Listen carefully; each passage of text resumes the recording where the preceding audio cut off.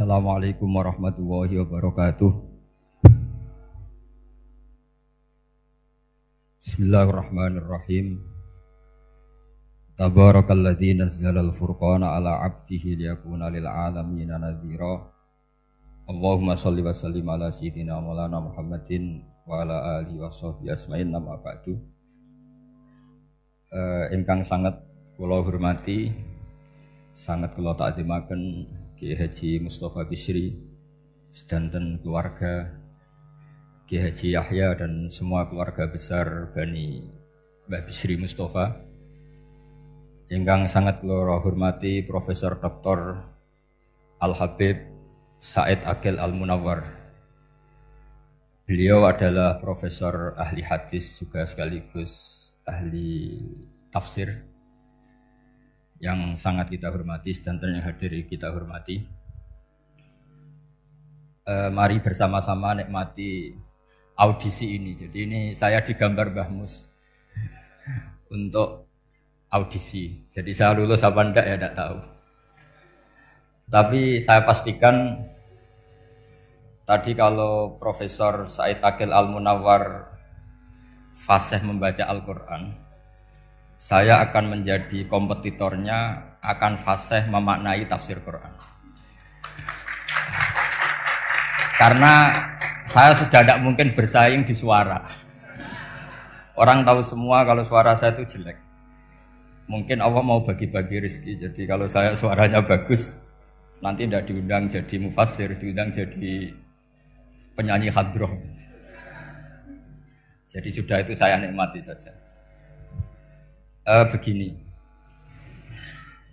saya dari awal itu sudah saya perkirakan.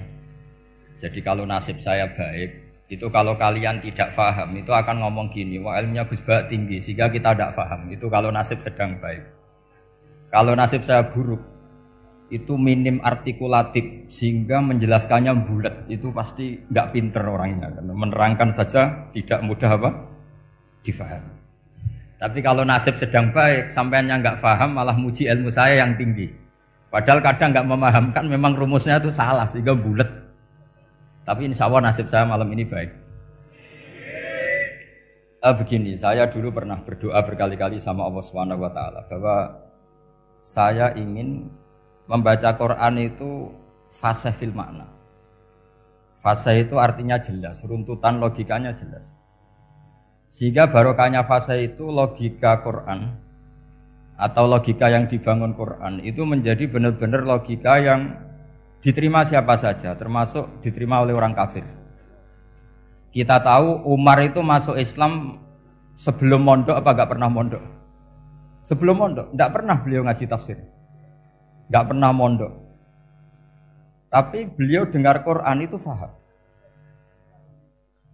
Karena logika yang diutarakan Quran itu logika sesuai fitrah salimah, sesuai akal yang apa? Sehat. Saya di mana-mana cerita karena ini kebanggaan para mufassir. Ketika Jubair bin Mut'im bin Adi menceritakan bapaknya yaitu Mut'im bin Adi. Beliau adalah orang yang sangat pintar sekali sehingga didelegasikan oleh kafir Quraisy untuk jadi negosiator di Asra Badrin. Jadi perang Badar itu kan ada Asra Badrin, orang-orang kafir yang ditawar Islam. Kemudian orang ini diutus untuk jadi negosiator. Singkat cerita pas datang ke Madinah, pas Rasulullah SAW baca surat Wattur wa kitabim mastur fi raqim mansur sampai ayat am khuliqu min ghairi syai'in am humul khaliqun. Sampai ayat am khalaqus samawati wal ard. Di ayat itu Allah menceritakan kalau Tuhan-Tuhan yang kamu anggap Tuhan itu sebagai Tuhan, misalnya Lata, Uzza, Manat, enggak apa-apa kata Allah. Tapi kata Allah saya minta bukti prestasi mereka apa kalau sebagai Tuhan itu. Apakah pernah ikut menciptakan langit bumi? Atau kalau enggak bisa menciptakan urun kata Allah, urun semen sak-sak kata Allah. Penting urun. Sehingga logika lalu terbangun, prestasinya apa? Tuhan-Tuhan yang kami tuhankan itu. Kata Allah, Qul ara'aytum ma tad'una min dunillah aruni madza khalaqu minal ardi am lahum syirkun fis samawati. Kalau mereka Tuhan, tunjukkan prestasinya ke saya, kata Allah. Apakah mereka terlibat dalam penciptaan langit dan bumi? Atau kalau nggak bisa menciptakan 100%, kata Allah setidaknya urun. Ya tadi urun semen, am lahum syirkun fis samawati. Syirkun maknanya urunan. Lalu ketuhanan berhala, Uzza dan sebagainya batal karena ayat ini. Orang kafir berpikir, wah ini tidak Tuhan karena nggak punya prestasi apa-apa. Lalu mereka secara ekstrim malah berpikir ateisme, tidak mengakui adanya Tuhan. Kalau nggak diakui adanya Tuhan, berarti alam raya ini dimulai dari ketiadaan. Logikanya berarti begini, hadhil maujudat khalaqahal adam. Langit yang karuan wujud, bumi yang karuan wujud, hewan-hewan yang karuan wujud, matahari, rembulan, lautan semuanya wujud. Kemudian semua maujudat ini dirumuskan khalaqahal adam, diciptakan oleh ketiadaan. Pertanyaannya adalah ma huwal junun asyaddu min hadza? Kegilaan apa yang lebih parah ketimbang ini? Karena sesuatu yang wujud dimulai dari sesuatu yang tidak wujud. Berarti sama dengan mengatakan hadhil maujudat khalaqahal adam. Semua yang enggak ada ini diciptakan oleh sesuatu yang enggak ada. Jadi semua yang ada diciptakan oleh sesuatu yang enggak ada. Maka Quran ketika ngetikan am khuliqu min ghairi syai'in. Apakah kalian semua atau mereka semua diciptakan min ghairi syai'in, min ghairi khaliqin maujudin. Saya ngecek di beberapa tafsir termasuk bukan kitab tafsir tapi maknanya sama seperti di Ihya. Masa alam raya seindah ini, seeksistensi ini, senyata ini kemudian diciptakan oleh sesuatu yang tidak ada. Mereka akhirnya mikir, ya harus diciptakan oleh sesuatu yang ada. Nah, karena sesuatu yang ada ini posisi pencipta, maka harus berstatus super. Nah, super ini oleh ulama dibahasakan wajibil wujud. Maka zat yang menciptakan ini namanya zat sing wajibil wujud. Lalu wajibil wujud ini oleh Islam disebut Allah Subhanahu wa ta'ala. Kayak apa fasihnya Quran bikin logika? Atau orang yang jadi Tuhan itu yang mengklaim sebagai Tuhan? Itu juga mungkin, yang penting mewujud. Siapa itu? Fir'aun. Fir'aun itu mengaku sebagai Tuhan. Dia sudah sah dari segi dia wujud. Namanya orang wujud punya eksistensi, mungkin berkreasi. Saya ulang lagi, namanya orang wujud punya eksistensi, tentu mungkin berkreasi. Tapi pertanyaannya begini, ketika Musa tanya, pertama ditanya Musa, lalu kamu kalau menyembah selain saya, nyembah siapa? Kata Musa, Rabbul Alamin. Siapa Rabbul Alamin? Rabbus samawati wal ardi, yang menuhani langit bumi. Terus kata Fir'aun, tidak jawab, manggil Haman. Haman, kamu kan arsitektur, coba ibnili sorhal ali abluhul asbab. Ya Haman ibnili sorhal ali abluhul asbab. Bangunkan sah piramida yang tinggi, la'ali at-tali'u ila ilahi Musa. Saya ingin melihat Tuhannya Musa. Lalu kemungkinan Tuhan di bumi, kata Fir'aun, ma'alim tulakum min ilahin ghairi. Kemana-mana saya melihat yang jadi Tuhan saya. Musa ngerti kalau Fir'aun ini pekok cara bahasa Jawa itu. Itu menerangkan sifatnya Allah itu dengan sifat yang sederhana. Tapi justru dengan sederhana ini Fir'aun tidak bisa jawab. Terus Nabi Musa ganti argumentasi, Rabbukum wa Rabbu abaikumul awalin. Yang nuhani nenek moyang kamu, leluhur kamu. Itu terperangah, kagetnya bukan main Fir'aun. Karena para umatnya, para punggawanya lalu berpikir, kalau ini Tuhan, berarti buyut-buyutnya enggak ada Tuhan. Kan Tuhannya datang terlambat. Makanya Pak Jokowi kalau dituduh PKI enggak terima. Saya ini lahir tahun berapa gitu. Pas ada PKI itu masih 4 tahun. Masa ada PKI balita? Ini enggak, ini ada Tuhan balita, Tuhan terlambat. Pertanyaannya adalah kalau Fir'aun itu Tuhan, lalu bapaknya, mbahnya, buyutnya Tuhannya siapa? Makanya ketika Allah disifati Nabi Musa, Rabbukum wa Rabbu abaikumul awalin. Yang nuhani nenek moyang kamu, itu kagetnya bukan? Dan semenjak itu banyak punggawa Fir'aun yang iman. Ini yang akhirnya nanti jadi waqala rajulun mu'minum min ali fir'auna yaktumu imana. Atau yang menjadi ayat wajah rajulun min aqsal madinati yas'a. Kenapa mereka menjadi iman? Karena logika Fir'aun Tuhan itu gugur, runtuh. Bisori khil hujjah, dengan logika yang sangat transparan. Jadi ini perlu belajar tauhid. Jadi kalau sampean sudah kalah suara, jangan kalah logika. Kalau sudah kalah suara, kalah logika, jangan kalah tinggal mendengar saja kok tidak paham bangunnya gitu. Jadi ini sering saya utarakan. Makanya banyak ulama mengatakan fasihu ibaratil Quran itu bukan sekedar notnya atau sajaknya kalau boleh dibilang saja. Tapi karena runtutan cara berpikirnya. Maka kelihatan sekali di tema-tema Quran. Ketika nyifati Allah Rabbus samawati wal ardi tidak mengalahkan Fir'aun, justru dengan sifat yang ringan Rabbukum wa Rabbu abaikumul awalin bisa mengalahkan Fir'aun. Nah, kenapa sekarang orang tidak fasih baca Quran? Karena tadi perangkat itu tidak cukup. Saya berkali-kali matur, juga sering matur Mbah Mus. Saya itu masih belajar Al-Ibris, Mbah Misbah, Marbawi, semua khazanah tafsir, baik yang bahasa Jawa, bahasa Melayu, itu masih saya pelajari. Termasuk saya pelajari lughatnya. Mulai lughat yang setengah benar sampai macam-macam. Saya tadi matur sama Profesor Said Aqil Al-Munawwar. Memang bacanya harus urut Said Aqil Al-Munawwar. Karena sekali salah Said Aqil Sirat. Sebenarnya enggak apa-apa, ini sama-sama orang alim. Cuma tidak tahu nasib di publik ini, nggak tahu saya ya, macam-macam lah gitu. Namanya orang banyak, nggak usah dijelaskan. Tapi semuanya baik. Saya pernah ketemu Pak Said Aqil Sirat itu bilang gini, Gus, orang jadi wali itu sebabnya dua. Mungkin kalau kayak jenengan banyak pecintanya, yang doakan banyak. Kalau saya banyak yang benci, wah itu ngirangi dosa gitu kan.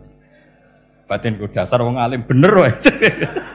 Jadi beliau nikmati memang itu. Karena babanya beliau itu sama dengan babah saya yang dari keluarga Kudus. Buyut saya itu kakaknya buyutnya Pak Said Aqil.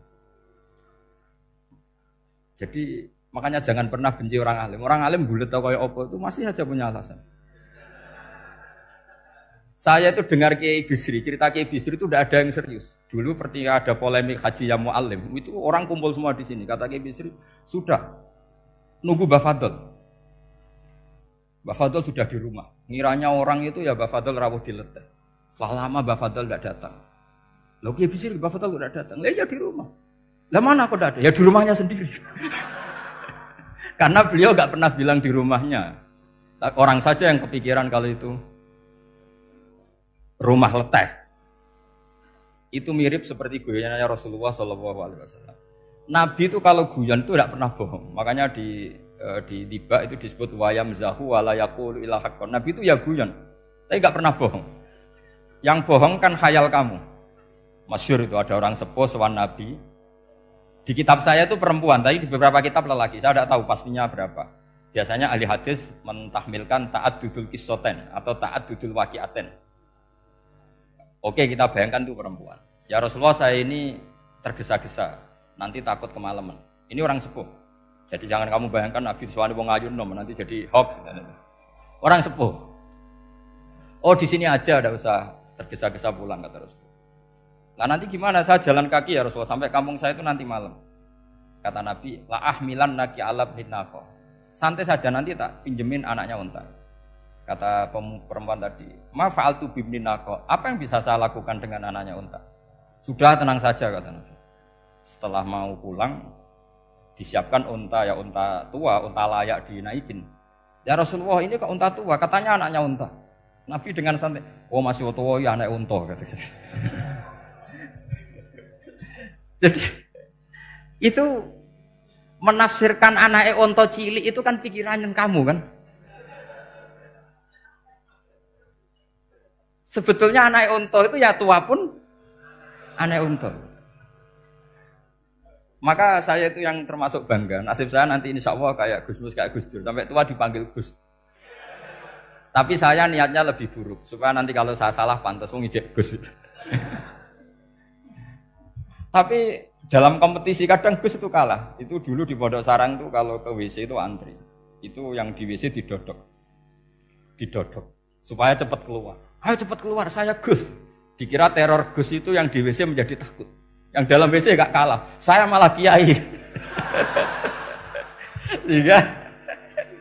Jadi memang kacau, kalau sudah logika itu kacau. Tapi di Ihya kitab yang populer dikaji di pesantren, itu ada babnya. Qadiyat itu pengarang tentang betapa wajibnya takzim sama Rasulullah. Tapi punya bab mizahun Nabi, guyonan-guyonannya Kanjeng Nabi. Cuma Nabi seninya tadi, wala yaqulu illa haqqan. Meskipun guyon itu enggak pernah bohong, itu butuh seni itu. Guyon tapi tidak pernah bohong. Tapi umatnya ada saja yang pernah niru, ya termasuk Ki Bisri tadi. Sudah nunggu Mbah Fadl, sudah di dalam. Ketika ditunggu ternyata ya dalamnya Mbah Fadl sendiri, bukan di dalam hotel. Ada seorang raja yang gemar kawin karena orang Arab gemar kawin. Itu setiap ada perempuan cantik ingin dinikah. Nikah itu masih baik, jadi sama ndak usah anti. Soal kamu dengki sama orang poligami itu ya hasut gitu. Yang layak biar poligami, asal ada yang mau dan siap-siap ada tambah satu, hilang satu. Biasanya kan gitu. Singkat cerita dia itu cinta sama seorang perempuan. Nah perempuan itu ditanya-tanyakan sama pemuda situ ajudan dia. Gimana saya boleh nikah itu? Jawabannya tadi, kaifatang kihuha wa qad ra'aitu qabbalaha rajul. Kok kamu nikahi gimana? Saya pernah melihat dia itu dicium seorang lelaki. Kamu itu seorang raja, masa nikahi perempuan yang pernah dicium seorang lelaki? Wah itu miso-miso raja. Udah enggak. Saya ini raja muslim soleh, masa nikahi orang yang pernah dicium lelaki? Suatu saat si pemuda ini menikahi perempuan itu. Mangkelnya bukan main, karena dia saingan sama raja, gak mungkin menang. Satu-satunya menang itu bikin hoax tadi itu. Ini cerita ini di Ithaf, di sarahnya Ihya. Kamu kira ini di cerita Alfu Yaumin wa Lailatin Abu Nawas, enggak, ini cerita di Ithaf. Kitab yang sangat sakral karena sarahnya apa? Ihya. Setelah nikah, maki-maki raja. Orang tidak punya harga diri, perempuan pernah dicium orang kok dinikahi. Tadri mandalikar rojul, kamu tahu siapa lelaki itu? Gua abuha, itu bapaknya. Oh terajan wasem, enggak ngerti itu. Jadi apa? Kiai-kiai dulu itu rileks. Sehingga saya datang ke sini ketika diminta sama Mbak Mus. Sebenarnya enggak diminta, diperintahkan. Karena pasti pakai agak-agak otoriter gitu. Karena di atas kita, jauh di atas kita. Mbah Mun guru saja manggil beliau Lek. Karena kita tahu Mbah Mus punya ibu, ibunya itu binti Khalil Harun. Mbah Khalil itu, saya punya manakibnya banyak tentang Mbah Khalil Harun. Jadi beliau itu adiknya Umar Harun. Mbah Umar Harun itu dulu alim-alimnya Ki Sarang, setelah Mbah Ghazali itu Mbah Umar Harun. Termasuk Mbah Khalil Harun yang ngaji sama kakaknya Umar Harun. Setelah beliau alim alama, singkat cerita setelah menyelesaikan pendidikan, pindah ke Kasingan itu dibawain santri oleh kakaknya, namanya Umar Harun. Nah Mbah Harun itu punya istri namanya Mbah Sinto, itu saudaranya Mbah Ghazali. Makanya Mbah Mun manggil Mbah Mus itu Lek, karena Mbah Mun ke Mbah Ghazali itu Mbah Mun Nyai Mahmudah binti Ahmad. Ahmad ini bin Su'aib. Su'aib ini juga menantunya Mbah Ghazali.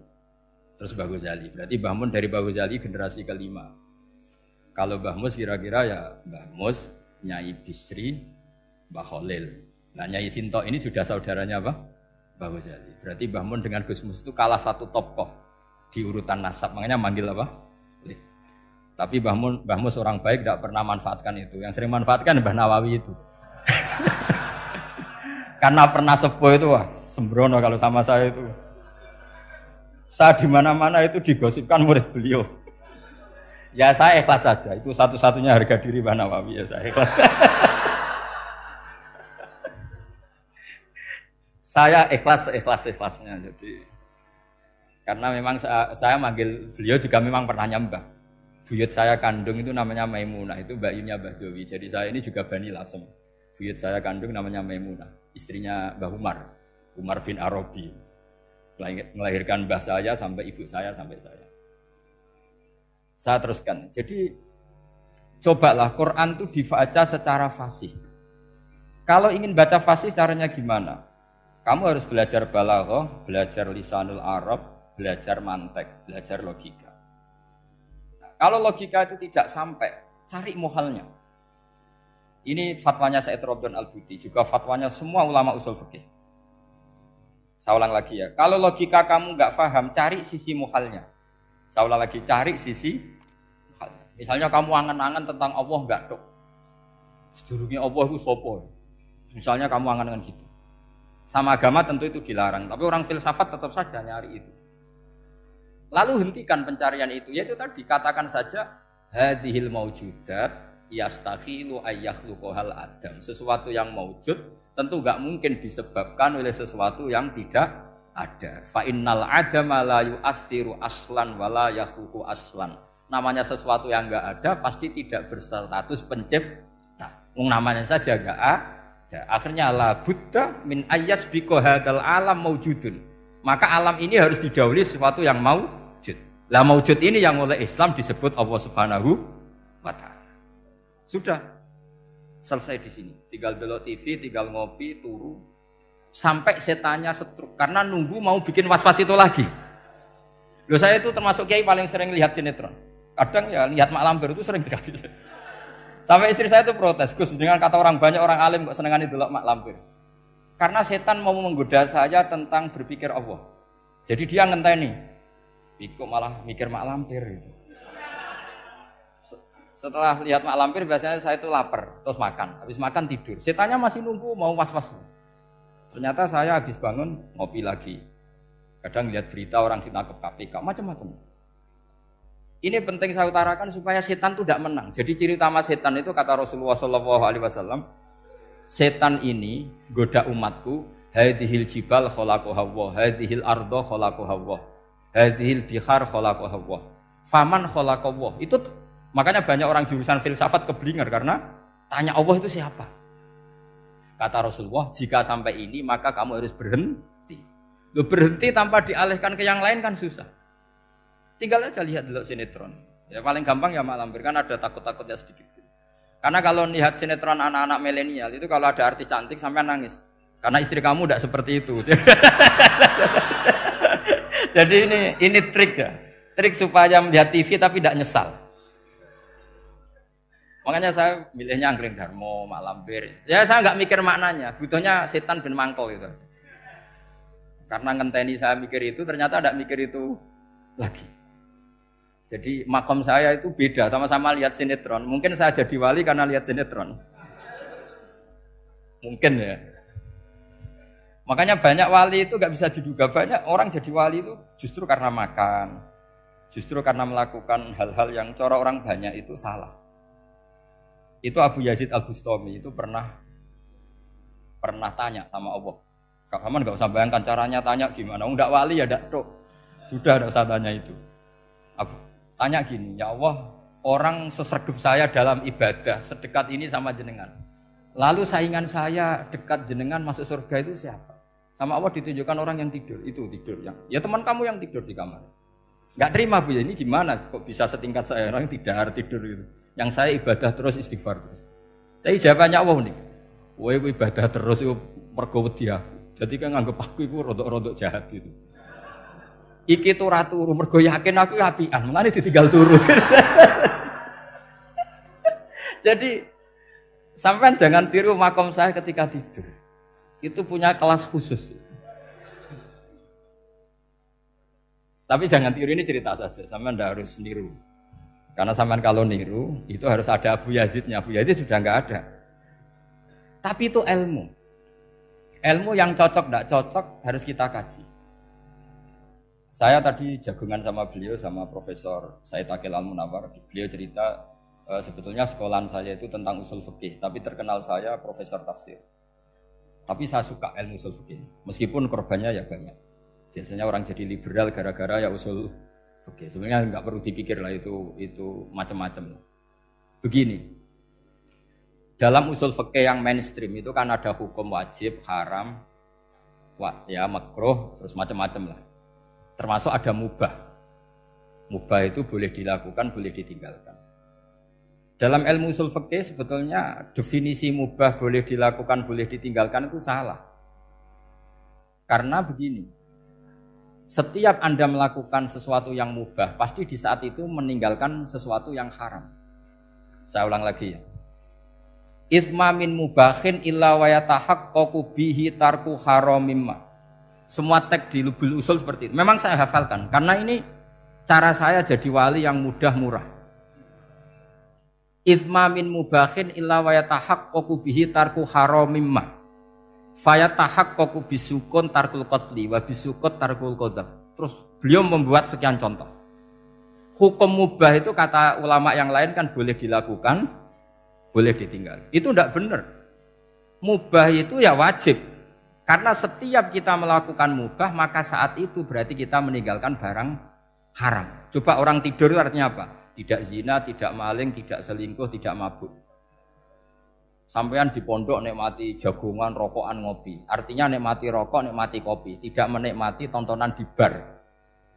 Makanya kita berharap malaikat itu belajar usul fikih sehingga ketika kita rokok di pondok dilihat hada taroka melihat bar, wahada taroka melihat dangdutan, wahada.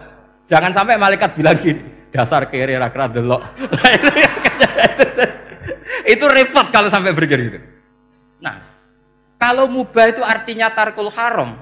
Tarkul haram itu wajib apa sunat? Wajib kan? Berarti setiap orang melakukan mubah hakikatnya melakukan wajib dan itu artinya dapat pahala.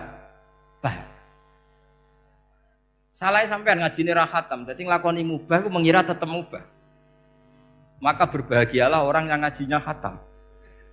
Makanya setahu saya kiai-kiai Mbah Mun ya sering guyon. Setahu saya Mbah Mun kalau ketemu Mbah Mun ya guyon terus. Guyonnya ini adalah waminal qutbi kata Imam Ghazali. Qutbu hadzal al-istildzat bil mubahat. Poros agama ini pada akhirnya adalah nikmati sesuatu yang dibolehkan Allah Subhanahu. Orang itu kalau fasik, mau makan siang aja kalau nggak ditemani perempuan cantik nggak bisa makan. Mau jalan-jalan kalau nggak ditemani perempuan cantik nggak bisa jalan-jalan. Kalau kiai-kiai itu enggak. Gojlok-gojlokan gue seneng ira karuan. Dulu terkenalnya Kiai Bisri, kiai-kiai diundang katanya mau ada menteri. Ternyata menterinya ya beliau tidak masak antok di sini. Karena maknanya menteri itu pembantu presiden. Semua kita adalah bantu presiden terlaksananya kedamaian itu. Loh iya kan? Saya berkali-kali ngomong di mana-mana. Apa artinya menteri pertanian kalau kita tidak nanam padi? Mbok pinternya kayak apa tetap nggak ada ketahanan pangan. Sekarang menjadi ketahanan pangan itu rumusnya menteri apa karena petani mau nanam padi? Itu hakikatnya membantu presiden dalam ketahanan pangan. Cuma petani lebih keren karena tidak butuh digaji. Kalau menteri ya keren tapi kurang keren karena masih dapat apa? Gaji. Akeh tunggalil anak mikir untuk gaji. Nah petani enggak mikir enggak dapat gaji. Oh itu keren. Selalu rakyat lebih keren dibanding pejabatnya. Memang gitu aturannya begitu. Aturannya begitu. Kamu saja yang kurang syukur. Jadi rakyat tuh gremeng. Enak jadi menteri. Ya sudah itu hak kamu. Tapi saya enggak berpikir seperti itu. Maka saya ulang lagi ya. Kenapa saya ngomong seperti ini? Supaya tadi saya sudah bilang, saya sudah enggak menang dalam suara, harus menang dalam logika. Karena ini audisi, ini audisi. Di kabar Mbah Mus, nanti yang menang siapa enggak tahu saya. Tadi Pak Muat, sekarang saya, kemarin Gus Zobur enggak tahu saya. Nanti masuk nominasi apa enggak tahu. Begini, kalau artinya fi'lul mubah itu tarkul haram, saya ulang lagi. Kalau fi'lul mubah itu artinya tarkul, maka mubah ini spesial sespesial-spesialnya. Sehingga Allah kadang ngendikan sederhana sekali. Wa min ayatihi manamukum billaili wan nahar. Termasuk ayatnya Allah adalah kamu ditakdir tidur malam hari maupun siang hari. Kalau kamu enggak malam hari, subuh hari, pagi hari, siang hari. Kenapa dihitung wa min ayatihi? Sekarang kalau ada pakar medis, pakar kesehatan bilang, ini kalau kurang istirahat mati, kalau kurang istirahat jantungan. Berarti tidur adalah menghilangkan penyakit jantung. Obat paling mandi dengan orang rutin tidurnya, itu masih mandi orang rutin tidur. Kamu beli obat harganya 1 miliar, tapi gak pernah tidur 3 hari, tetap taqabbalallahu minna minkum taqabbal ya karim. Maka yang penting itu obatnya apa tidurnya? Tidurnya yang dibantu obat. Tapi kalau obat tok gak dibantu tidur, masih sakit. Berarti penting mana tidur sama obat? Karena penting tidur wa min ayatihi. Orang kayak sampean sering delok YouTube, delok gambar semacam-macam. Barokah mana dengan tidur? Wong nak melek mripate delok macam-macam. Barokah tidur. Jadi tidur adalah perlawanan terhadap keinginan melakukan haraman. Ya, saya ulang lagi, tidur itu adalah perlawanan terhadap keinginan melakukan keharaman. Jadi kalau mau tidur nyati gini, ya Allah, siap tidak berangan-angan tentang maksiat terus tidur. Oh, itu wa min ayatihi. Jangan kok gak di duit terus ngombe sing akeh ben iso ngantuk. Wah ini tidur yang untuk melawan kemiskinan. Supaya lupa utangnya tidur, lupa kasusnya, itu udah akan jadi wali yang seperti itu. Kalau jadi wali tak gugat. Gitu. Nah, sehingga karena mubah itu tarkul haram, Allah itu sering menghitung ibadah yang super itu halal mubah. Misalnya Allah ngendikan, kulu washrobu, kamu harus makan. Sekarang gini, jaga kesehatan itu wajib enggak? Wajib. Kalau saya tidak sehat, tidak bisa ngaji di sini. Apalagi Mbah Mus, kalau nggak sehat, ditunggu orang se-Indonesia fatwanya.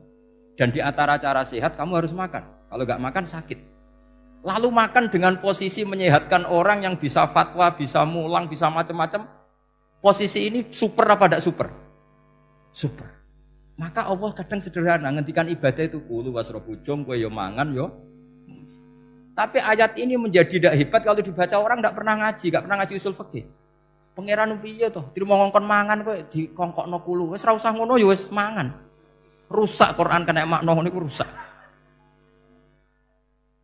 Kamu tahu superiornya ayat kulu wasrobu kalau belajar fa inna fi'lal mubah berarti tarkul haram karena saat melakukan mubah artinya tarkul haram. Dan tarkul haram itu penting. Sekarang gini, merusak diri sendiri haram apa enggak? Haram. Untuk supaya tidak rusak kamu harus makan. Berarti makan wajib apa sunat? Wajib. Lho sing haram itu kalau tulung piring dintekno. Nah, dengan cara pemaknaan seperti ini, Quran akan superior. Bahkan di ayat-ayat yang kelihatannya sederhana, kulu washrobu, wala tusrifu. Ketika Nabi Musa dimenangkan mengalahkan Fir'aun, itu Allah firman pertama gitu, kamu harus makan mimma rozaqnakum. Cuma syaratnya wala tatghaw fihi fayakhilla alaikum ghadab. Kalau kamu berlebihan nanti dapat ghadab saya. Nah khawatir saya kalau ilmu ini sudah hilang, terus ayat-ayat yang biasa tentang kemanusiaan dikira biasa. Padahal ayat ini super, misalnya nikah. Nikah itu oleh Allah, perempuan yang kita nikahin, itu oleh Allah disebut surga. Saya punya bukti, misalnya gini ayat ya, wala tangkihul musyrikati hatta yu'min, wala amatum mu'minatun khairum min musyrikati walau a'jabatkum. Terusannya ayat, wala tangkihul musyrikina hatta yu'minu. Wala abdu mu'minun khairum min musyriki walau a'jabakum. Terusannya ayat ulaika yad'una ilan nar. Para musyrikah yang ingin kamu nikahi karena mereka non muslim atau kafirah atau musyrikah itu hanya mengajak kamu masuk neraka. Maksudnya ngajak itu kan bisa saja kamu tertarik perempuan tadi sampai kompromi merubah akidah kamu. Terusannya ayat wallahu yad'u ilal jannah. Harusnya dengan berpandingan kamu jangan menikahi musyrikah. Logika perbandingannya kan wawaw yad'u ila nikahil mu'minah.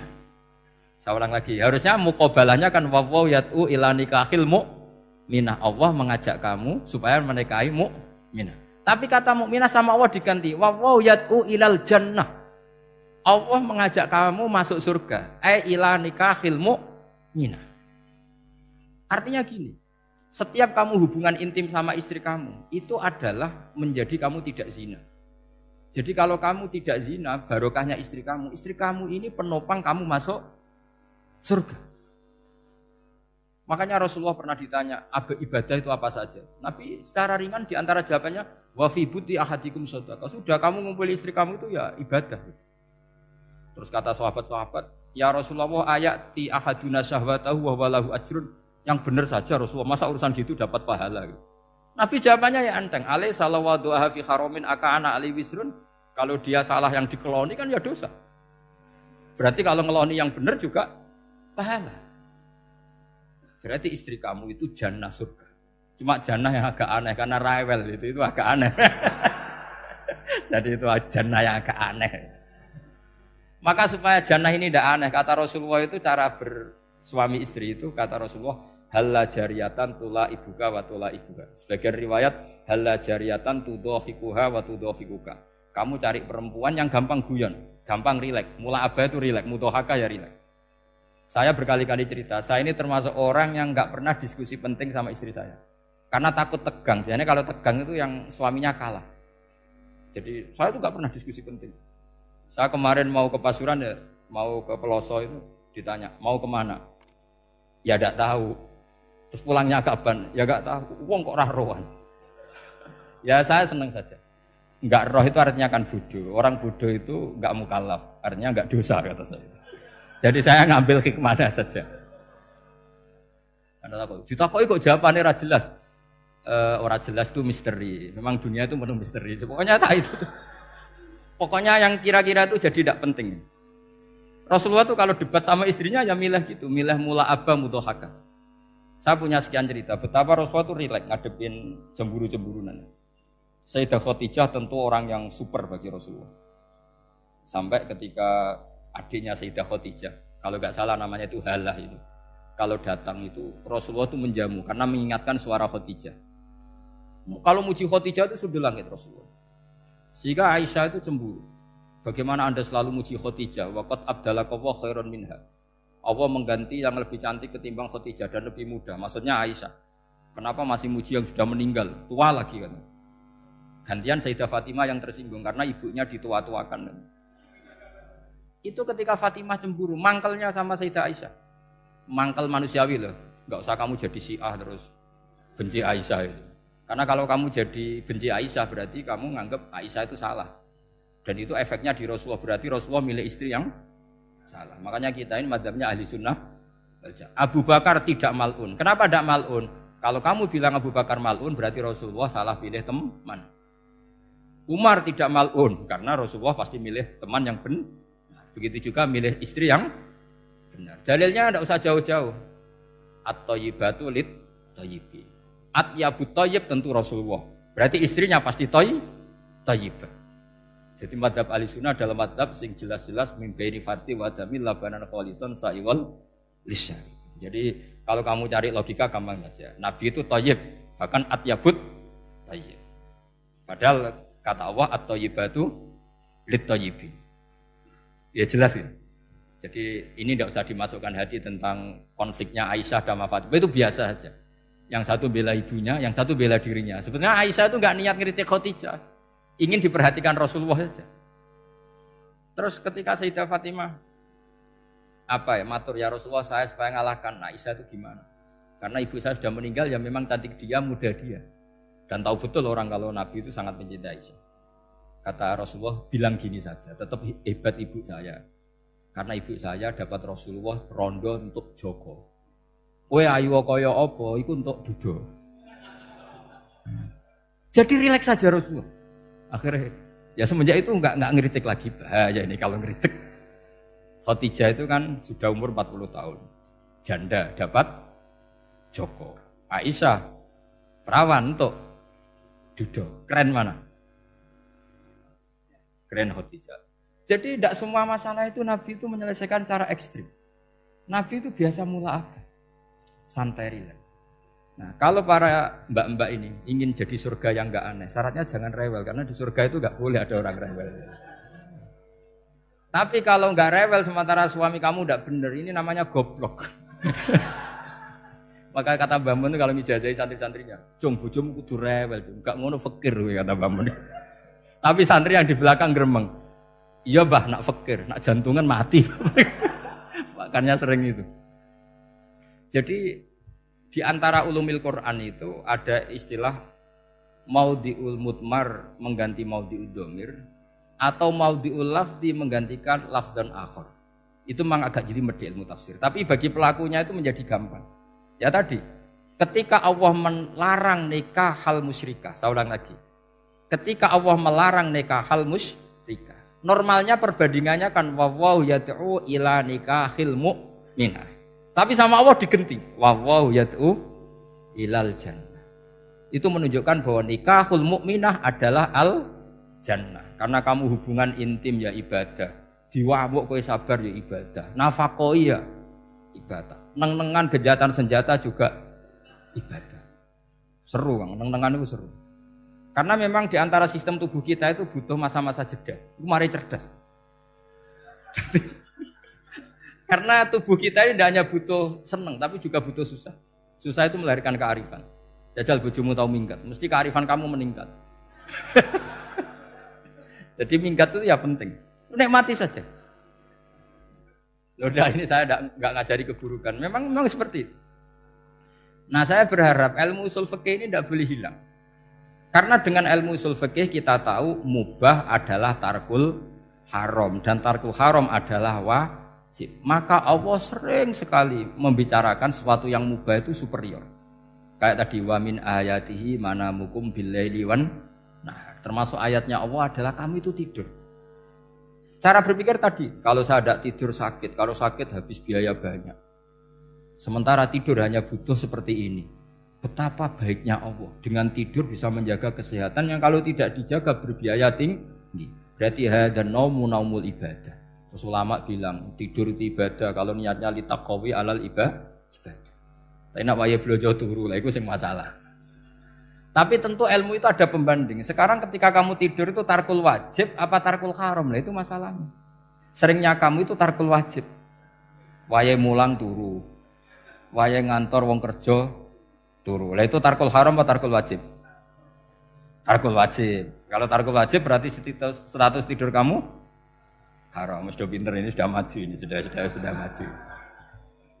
Jadi saya belajar usul fikih lagi-lagi karena untuk menjadi mufassir itu harus menguasai balaghah, menguasai usul fikih, menguasai lisanul arabi. Nah, lisanul arabi yang sering saya contohkan berkali-kali. Saya punya kitab namanya Ar-Risalah. Orisinil karangannya Imam Syafi'i. Saya baca beberapa kali khatam. Juga saya beberapa kali bacakan santri. Itu kalau memaknai Quran secara lisanul arabi itu gampang sekali. Gampang sekali. Ketika Imam Syafi'i mengatakan kamu boleh tayamum ketika bepergian dan saat bepergian itu tidak menemukan air. Syaratnya kamu tolabul ma', cari-cari dulu. Ketika ditanya sama ashabus Syafi'i, kenapa harus cari-cari dulu? Jawabannya enteng. Li'anna Allah ta'ala yaqul falam tajidu ma'an wala yuqalu liman lam yatlub lam yajid. Karena Allah ngendikan kemudian kamu tidak menemukan air. Di mana-mana tidak menemukan setelah mencari. Kalau belum mencari namanya tidak tahu. Jadi dari kata falam tajidu ma'an kemudian kamu tidak menemukan. Tidak menemukan berarti apa? Setelah mencari.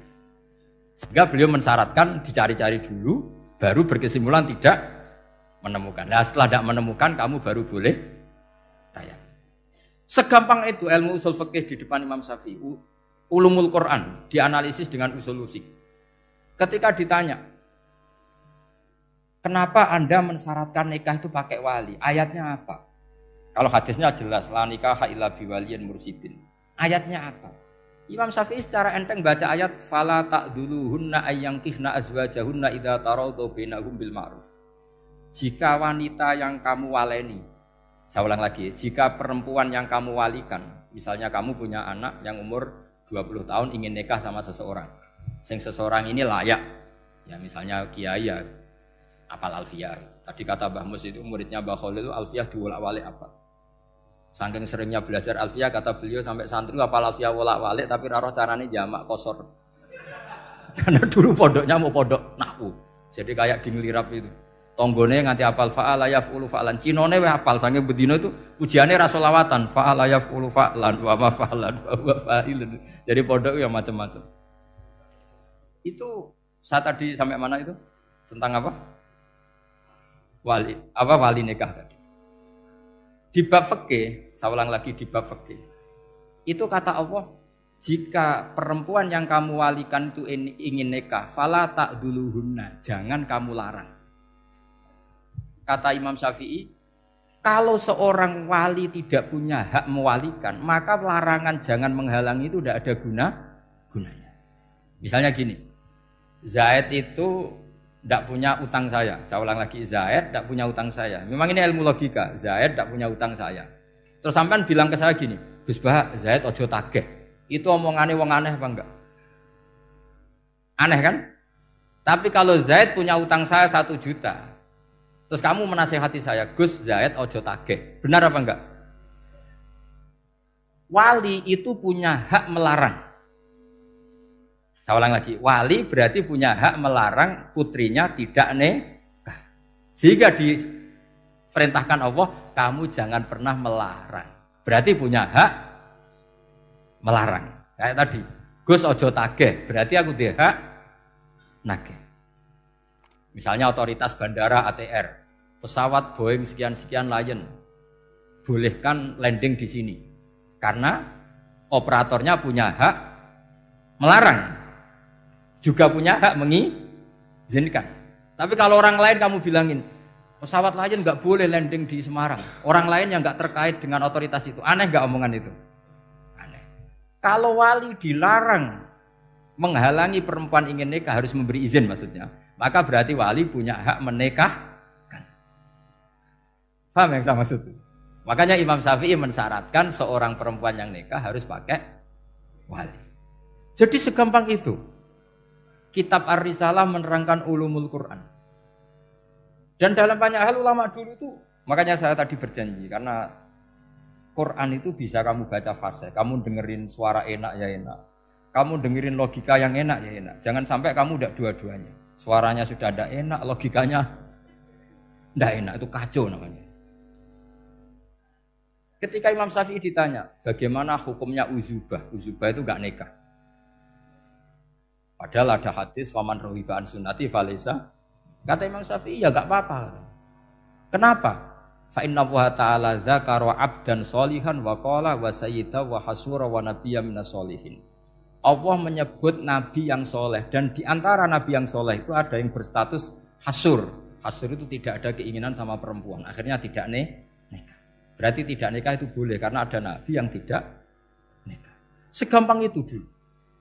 Saya punya kitab, saya ini baru gencar-gencarnya kampanye kitab Syajaratul Ma'arif. Karena memang kitab itu bagus, menurut saya simpel dalam memahami Quran. Jadi anggap saja ini bentuk penghormatan saya sama Ki Bisri yang sudah mengkhidmai, mengenalkan ulumul Quran lewat tafsir Al-Ibris. Yang Ki Misbah punya tafsir Al-Iqlin. Memang dua beliau itu kalau yang satu ngarang terjemah Alfiyah, yang satu yang ngarang satu. Ini dua kutub yang berbeda, yang satu sangat rileks, yang satu sangat seperti itu. Nggak usah diterjemah nanti jadi repot. Itu ulumul Quran yang ditulis Syajaratul Ma'arif itu gampang sekali. Misalnya begini, beliau bikin judul Babun Nafil Ibad Bikullil Bilad. Bab seseorang harus manfaat kapan saja dia berada. Itu terus beliau qala ta'ala wa ja'alani mubarakan ainama kuntu. Ciri utama para nabi itu ngendikan wa ja'alani mubarakan ainama kuntu. Saya dijadikan di mana-mana itu berkah. Jadi seseorang hidup harus di mana-mana manfaat. Terus ketika beliau ngendikan babun la yutrakul haqqu li ajril batil, bahwa kebenaran tidak boleh ditinggalkan hanya karena ada banyak kebatilan. Beliau terus ngendikan inna sofal marwata min sya'airillah faman hajjal baita wa atamara fala junaha alai ayat tawafa bihima. Jadi di Sofa itu ada berhala namanya Isaf. Di Marwah ada berhala namanya Nailah. Atau sebaliknya pokoknya Isaf dan Nailah. Terus sahabat kalau mau sa'i itu merasa dosa karena harus melewati berhala-berhala itu. Sehingga mereka tanya, ya Rasulullah, saya ini tetap tawaf enggak? Padahal di tempat-tempat itu ada berhala. Terus kata Allah, tetap tawaf. Nah, tetap tawaf ini artinya apa? Melakukan barang hak meskipun di situ banyak kebatilan. Itu manhajnya para orang-orang alim kita. Mbah Mun, Mbah Mus itu ya berkawan sama orang yang macam-macam. Kamu tidak usah ngeritik. Itu fikihnya sudah kelas tinggi. Fikihnya tuh la yutrakul haqqu li ajlil batil. Saya di mana-mana cerita. Saya punya kitab namanya Khilyatul Auliya wa Tabaqatul Asfiya. Itu syarat kamu kalau daftar wali harus punya kitab itu. Khilyatul Auliya wa Tabaqatul Asfiya. Itu karangannya Abu Nu'aim Al-Asfihani. Kitab itu yang jadi indukan Ihya ketika menyebut manaqibul akhyar. Kita tahu Ihya kalau bab tasawuf mengikuti Kutil Qulub yang dikalang Abu Thalib Al-Makki. Kalau fikih tentu beliau mengikuti Imam Haromen gurunya, yaitu kitab Nihayatul Matlab fi Dirayatil Madhab. Kalau manaqibul akhyar beliau mengikuti kitab Khilyatul Auliya. Dan ngikuti itu penting kalau dalam tradisi kiai. Enggak boleh seorang kiai kok mikir sendiri. Namanya mustakil. Kalau mustakil itu mubtadi', bikin tatanan baru dalam agama. Justru ulama itu harus niru sebelumnya karena sanad itu harus musalsal. Enggak boleh Imam Syafi'i bilang haram terus kamu bilang halal. Terus murid kamu bilang makruh. Terus muridnya kamu ya pokoknya khilaful aula. Enggak boleh gaya-gayanan gitu. Kalau di kampus plagiat itu dilarang, kalau di pondok itu wajib. Makanya banyak kalau tes itu ngerpek. Karena belajar itu tanpa batas katanya. Lu kok ngerpek? Mboten ya, jadi belajar kapan saja. Jadi mboten ngerpek, mutolaah pas tes. Kacau tuh santri itu. Mutolaah tapi pas apa? Tes. Itu dalam kitab Khilyatul Awliya diterangkan. Uniknya rawinya itu siapa? Sufyan bin Uyainah, orang yang sangat khusyuk. Gurunya Imam Syafi'i. Kita tahu Imam Syafi'i punya guru zaman di Mekah itu namanya Muslim bin Khalid Az-Zanji. Dalam hadis ngikuti Sufyan As-Sawri sama Ibnu Uyainah. Tapi beliau intisabnya lebih ke Imam Malik ketika ngaji apa? Muwatta. Terus beliau punya guru usul fikih namanya Muhammad bin Hasan Asy-Syaibani. Itu Sufyan bin Uyainah dalam kitab itu diceritakan. Pernah suatu saat Isa sama Yahya. Ini supaya saya tahu fikihnya Mbah Mun, fikihnya Mbah Mus. Isa sama Yahya itu satu nabi yang sama-sama muda, yang satu angkatan. Saya berkali-kali cerita, nabi yang satu angkatan itu ada 3. Tapi yang 2 ini enggak level, yaitu Ibrahim dan Lut. Tapi enggak level karena Lut itu adalah pernah keponakan siapa? Ibrahim. Musa dan Harun, tapi Harun itu enggak levelnya Musa karena dia jadi nabi berdasar proposal Nabi Musa. Jadi Nabi Musa itu alsak, agak pelak. Sehingga beliau kalau menjelaskan kesulitan, terus pakai jubir. Makanya kemarin-kemarin itu ada wali yang kalau ngomong pakai apa? Jubir. Akhirnya Nabi Musa ngendikan apa? Waj'alli waziran min ahli Haruna akhi usdud bihi azri wa asyrikhu fi amri. Ya Allah, saya ini lisannya agak pati fasih. Tolong Harun sing huwa afsahu minni lisanan. Yang lisannya lebih fasih tolong jadikan nabi. Sama Allah dituruti, Harun jadi apa? Nabi. Tapi yang dapat wahyu Musa, jadi dia hanya jubir. Makanya seangkatan tapi tidak level. Yang seangkatan level itu hanya Yahya dan Isa. Nabi Isa kita tahu berstatus wa yukallimun nasa fil mahdi wa kahla. Jadi mulai kecil sudah pinter. Nabi Yahya ya enggak kalah keren. Ya Yahya khudil kitab bi quwwah wa atainal hukma sabiyah. Ketika kecil sudah pinter. Jadi ini rivalitas dalam ilmu. Makanya khilaf itu penting. Jangan gontok-gontokan berarti ora tau ngaji. Khilaf itu penting. Nabi Yahya itu kalau jalan-jalan sampai Nabi Isa, itu yang Nabi Yahya mesti tanya, aina khiyarun nas, rumahnya orang baik mana? Saya mau nginep di situ. Mesti tanya gitu kalau di satu perkampungan yang beliau-beliau sedang jalan-jalan. Tapi kalau Nabi Isa tanyanya aneh, aina syirarun nas, wong sing elek-elek manggone nang ndi? Akhirnya ini kan terjadi debat. Tapi karena sama nabinya ya ndak debat kusir terus kubu-kubunan kosong berapa sama kosong berapa. Ndak, ini sama. Ya sama-sama kosong-kosong, sama-sama orang ikhlas itu kosong-kosong. Sama-lama terus debat kecil. Kenapa kamu tanya aina khiyarun nas? Mana orang-orang baik? Jawabnya Nabi Yahya, ya kumpul orang baik itu enak, nyaman, teduh, enak lah. Nah kamu kenapa kok tanya mau nginep di aina syirarun nas? Ana nabiyun, ana tobibun, udawil mardo. Saya ini dokter, nabi itu dokter. Di mana-mana dokter menyembuhkan yang sakit. Kalau Anda peneliti penyakit, cari daerah yang banyak endemik penyakit apa yang daerah sehat? Daerah yang kena endemik penyakit. Tapi problemnya Anda sendiri berpenyakit dan kalau ke situ tambah nemen. Ya sama, kalau kamu kira-kira tidak kuat ya jangan kumpul orang yang seperti itu. Kamu tidak kuat kan, malah katut. Tapi fikih-fikih kiai-kiai kita, guru-guru kita, berteman orang macam-macam tenang saja. Karena mereka kekuatan kesalehannya sudah absolut, sudah kuat sekali. Ya tentu bi'aunillah wa bitaufiqih. Sehingga kamu tidak usah meki para guru-guru kita. Saya pernah didhawuhi Mbah Mun. Ya Jong, ya aku wis ketemu Megawati. Piye-piye Indonesia kudu damai. Engko nak tukaran yo repot. Jane yo piye, aku yo kiai. Artinya beliau harus ketemu karena untuk supaya Indonesia itu damai. Beliau anggap saja makili religius, Bu Mega makili apa? Nasional. Dan Indonesia damai itu kalau ada kerjasama antara kaum nasionalis dan kaum apa? Religi. Jadi yang namanya damai itu penting sekali. Sampai Rasulullah itu pernah berdamai sama orang yang jelas-jelas kafir. Apalagi Indonesia belum sampai seperti itu. Yaitu kita tahu dalam Sulhul Hudaybiyah, Nabi berakad damai sama Suhail bin Amr. Padahal kafir. Nah, kalau kamu Qur'annya sudah seperti itu, maka Qur'an itu punya kekuatan yang luar biasa. Ketika Sayyidina Ali konflik sama Sayyidina Muawiyah, itu dirumuskan kita berdamai. Setelah kita berdamai, terus ada pertanyaan begini.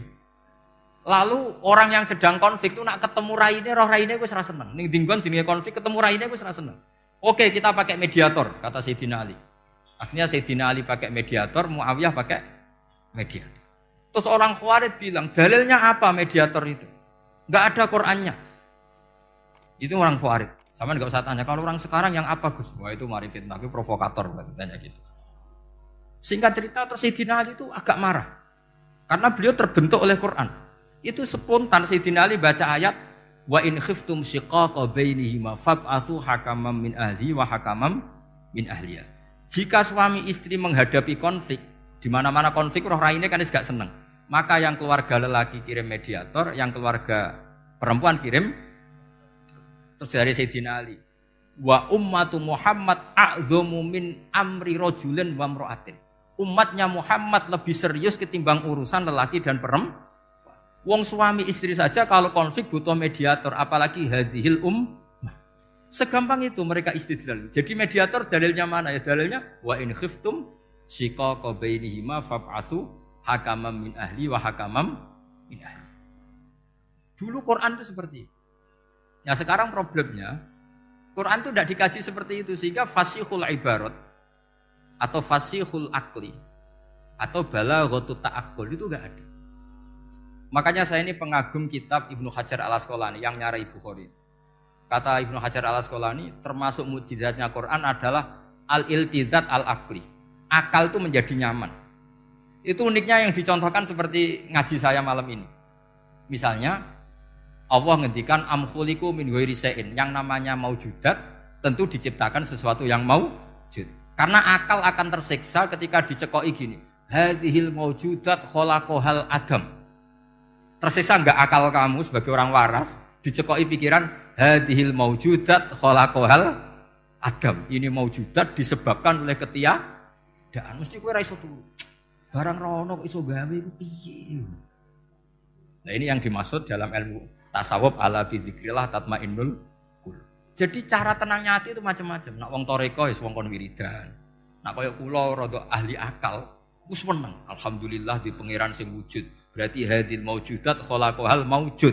Berhubung maujud ini pencipta berstatus super. Super itu dalam agama disebut wajibul wujud atau musabbibul asbab atau kausa primamboh lah sauni-uni. Sing penting itu ora hadil maujudat khalaqahal adam. Makanya kata beliau, Nabi itu bukan sekedar jamal suratan, ganteng secara perawakan secara fisik enggak, tapi juga Nabi punya jamalul akal.